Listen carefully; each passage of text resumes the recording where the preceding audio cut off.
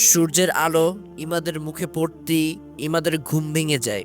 চোখ কসলাতে কসলাতে উঠতেই কি যেন একটা মনে করে ছেলেটির মুখটা ভারী হয়ে যায়।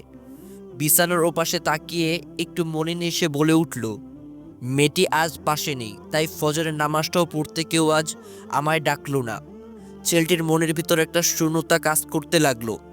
ইমাদ বুঝতে পারছে না তার মন কি চায়। আসলে আমার মন এমন করছে কেন? আমি কি চাচ্ছি? আমার কি করা উচিত? আমি কেন বুঝতে পারছি না। ছেলেটি উপরের দিকে তাকিয়ে দীর্ঘ শ্বাস ফেলে বলল, প্লিজ আল্লাহ, আমাকে এরকম দোটানা রেখো না।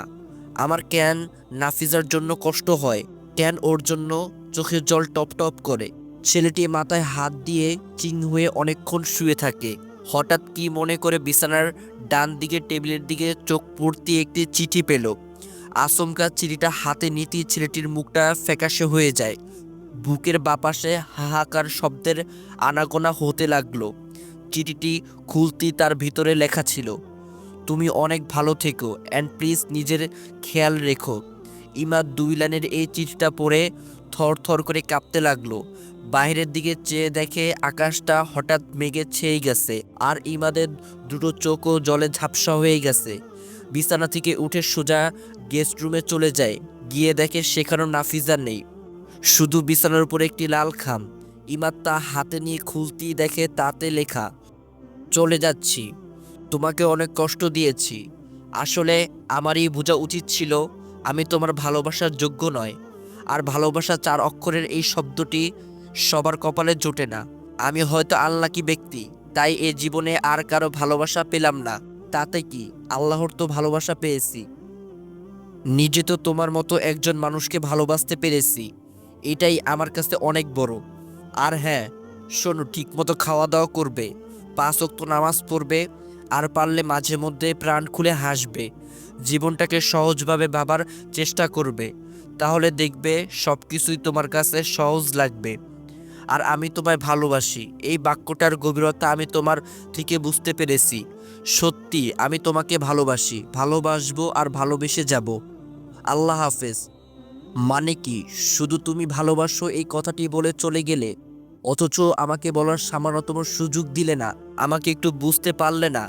না, আমি তোমাকে যেতে দিব না। ইমাদ চিঠিটা রেখে চোখের জল মুছতে মুছতে নিচে এসে দেখে বাড়ির সবাই বিষণ্ণ মুখে বসে আছে। ইমাদ বলল, মা নাফিজা কোথায়? সালেহা গভীর কণ্ঠে বসে রইলেন। ইমাদের প্রশ্নের কোনো উত্তর দিলেন না।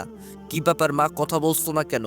সালেহা চেঁচিয়ে চেঁচিয়ে বলল, কি বলবো? হ্যাঁ, তুই চেয়েছিস ও যেন চলে যায়, তাই চলে গেছে। আবার কি? আবার কেন ওর খোঁজ করছিস তুই? ইমাদ কাঁদো সুরে বলল, মা প্লিজ এভাবে বলো না, ওর সাথে যে আমার অনেক কথা আছে। সালেহা বেগম বলল, কি কথা থাকতে পারে আর? ইমাদ কিছুটা রেগে গিয়ে বলল, বা ওকে আমি। সালেহা বেগম বলল, কি কি তুই ওকে? ইমাদ বলল, মা প্লিজ সময় নষ্ট করো না, বলো ও কোথায় গেছে। সালেহা বেগম বলল, নাফিজা ওর মায়ের কাছে চলে গেছে চিরকালের জন্য। ইমাদ অবাক সুরে বলল, মা কি বলছো তুমি? সালেহা বেগম বলল, আমি ঠিকই বলছি, 10টা 30 মিনিটে ওর ট্রেন, ও গ্রামে চলে যাবে। নাবা ইমাদের কাছে গিয়ে আলতো করে ওর হাতটা ধরে কাঁদো সুরে বলল, বাবা, মামুনি চলে গেল। ইমাদ একটু গেড়ে বসে নাবার কপালে চুমু দিয়ে বলল, না মা, তোমার মামুনি কোথাও যাবে না, আমি তাকে ফিরিয়ে আনবো। নওরিন ইমাদের কাছে এসে বলল, বাবাই প্লিজ তুমি মামুনিকে নিয়ে আসো, প্লিজ বাবাই। ইমাদ চোখের জলগুলোকে মুছে হাতের ঘড়ির দিকে তাকিয়ে দেখলো মাত্র 9টা বাজে। ছেলেটির মনে একটু আশার সঞ্চয় হলো, না এখনও ট্রেন আসেনি, আমি এখন ওকে স্টেশনে গেলে নিশ্চয়ই পাবো, ও আমাকে এভাবে একা করে যেতে পারে না। ইমাদ বেরিয়ে পড়ে ঘর থেকে।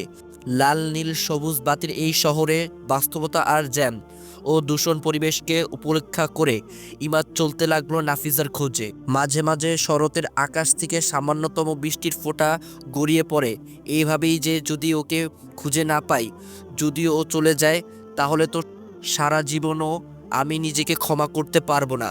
সিএনজিটা যখন কমলাপুর রেল স্টেশনের সামনে এসে থামলো, ড্রাইভার তখন ইমাদের দিকে তাকিয়ে বলল, স্যার স্যার, কি হলো, নামবেন না?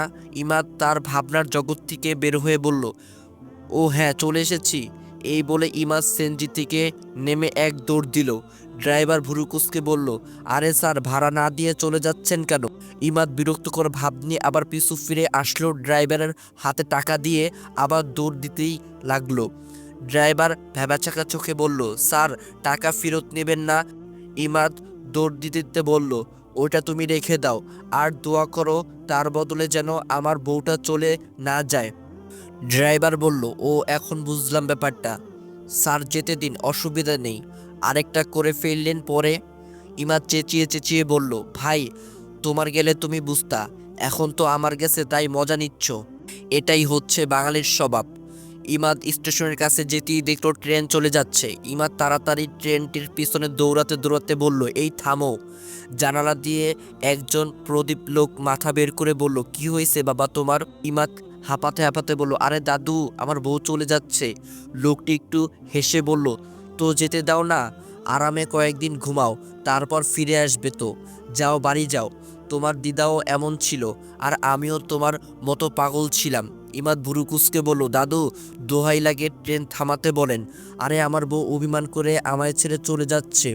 কথাটি বলতে বলতে ইমাদ নিচে পড়ে যায়, আর ট্রেনের পিছু ছুটতে পারল না। প্রবীণ লোকটা এক রাশ হাসি নিয়ে জোরে চিৎকার দিয়ে বলল, দাদু ভাই, প্রেমের মরা জলে ডুবে না, হা হা, চালিয়ে যাও। ইমাদ কিছুটা রেগে বলল, আমি মরছি আমার জ্বালায়, আর উনি? কিন্তু নাফিজা তো চলে গেল, ও কি সত্যি আর আসবে না? এই ভাবতেই ইমাদের চোখ জোরে ছলছল করতে লাগলো। হঠাৎ পিছন থেকে কেউ একজন কাঁধে হাত দিতেই ইমাদ নাফিজা ভেবে এক মুখ হাসি খুশি নিয়ে পিছু তাকাতেই দেখে একটি 9 কি 10 বছরের বাচ্চা। রুক্ষ চুল, গায়ের ছেঁড়া ওর নোংরা কাপড় দেখে ইমাদের বুঝতে বাকি রইল না এটি পথ শিশু। ইমাদ সহানুভূতির সাথে মেয়েটির মাথায় হাত দিয়ে বলল, কিছু বলবে মা? মেয়েটি বলল, আঙ্কেল, তুমি এভাবে মেঝেতে বসে আছো কেন? ইমাদ বলল, ও কিছু না, এমনি। মেয়েটি বলল, তোমার বুঝি খুব কষ্ট আমার মতো? ইমাদ মেয়েটির কথায় একটু অবাক হয়ে ওকে জিজ্ঞেস করলো, তোমার কষ্ট কিসের মা? মেয়েটি খিলখিল করে হেসে বলল, তুমি জানো না বুঝি, যাদের দুনিয়াতে বাবা মা নেই তাদের কত কষ্ট। তাদের কেউ খাবার দেয় না, তারা স্কুলে যেতে পারে না, আর তারা কাউকে মা কিংবা বাবা বলেও ডাকতে পারে না। ইমাদ সাথে সাথেই মেয়েটিকে জড়িয়ে ধরলো, ওর কপালে চুমু খেয়ে চোখের জল মুছে বলল, খুব ক্ষুধা লেগেছে বুঝি?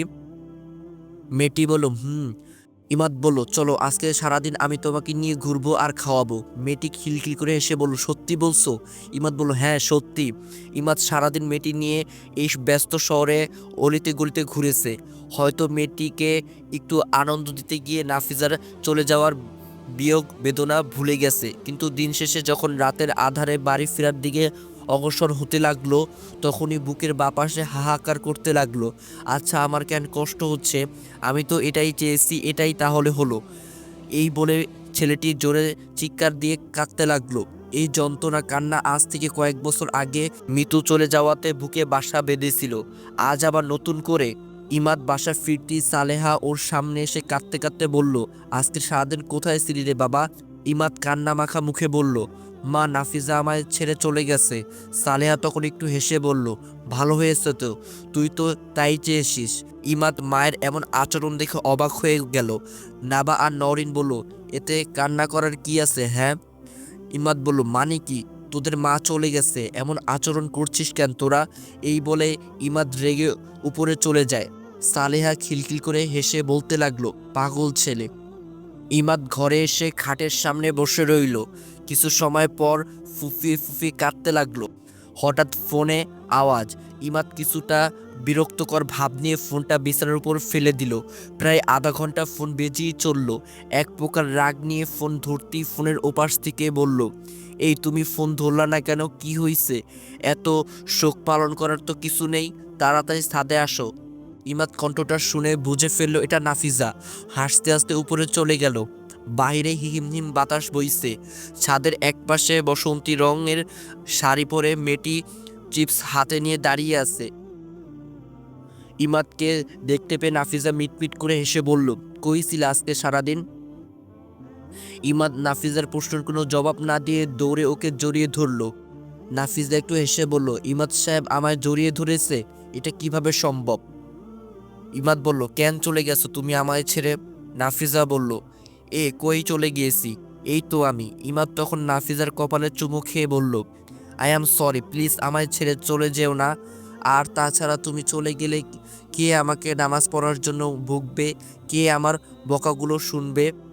নাফিজা বলল, মানে কি? তোমার বকা শোনার জন্য আমি তোমার কাছে থাকবো? অবশ্য তোমাকে আর কি বলবো, এই বকাগুলো, এই রাগী ছেলেটাকে মিস করব বলেই তো টিকিটটাকে অর্ধেক রাস্তায় ছিঁড়ে ফেলে সোজা বাসায় চলে আসলাম। এসে শুনলাম তুমি নাকি আমায় খুঁজতে গেছো। তুমিও যখন আমাকে দূরে ঠেলে দিতে তখন আমার ঠিক এমনই কষ্ট হতো। মাকে বললাম তোমাকে যেন না জানায় আমি বাড়ি ফিরে এসেছি। ইমাদ নাফিজার হাতটা শক্ত করে ধরে বলল, আমায় ছেড়ে চলে যাস না পাগলি।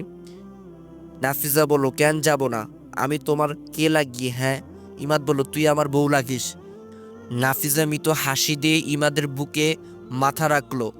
এতদিনে অবশেষে মেয়েটি শান্তির একটা স্থান পেল, এমন কাউকে পেল যার বুকে মাথা রেখে বাকিটা জীবন কাটিয়ে দেওয়া যাবে। আকাশের শুকতারাগুলোর দিকে চেয়ে ইমাদ মলিন হাসতে হাসতে বলে উঠল, শুক্রিয়া রব, শুক্রিয়া এত সুন্দর একটা নিয়ামত উপহার দেওয়ার জন্য।